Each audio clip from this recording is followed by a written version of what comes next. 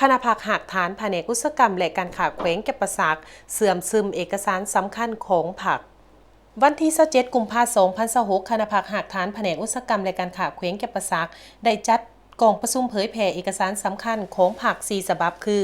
มติกองประชุมใหญ่ครั้งที่เก่าขององค์คณะผักแขวงผลสำเร็จกองประชุมครบคณะครั้งที่12ของคณะบริหารงานศูนย์กลางผักสมัยที่11เอกสารวันสร้างตั้งพรรคคอมมิวนิสต์เวียดนามครบรอบ96ปี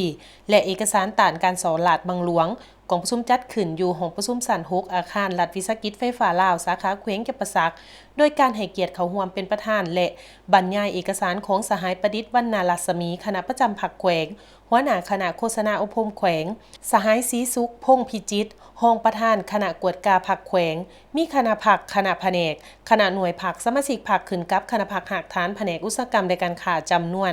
100 กว่าสหายเขาร่วม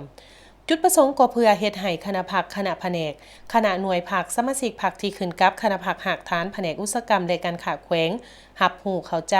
และกำเนิดอย่างลึกซึ้งพร้อมกันจัดตั้งปฏิบัติและพันขยายเนื้อในจิตใจบรรดามติและเอกสารที่นำมาเผยแพร่วางออกให้เป็นรูปธรรมและปรากฏผลเป็นจริง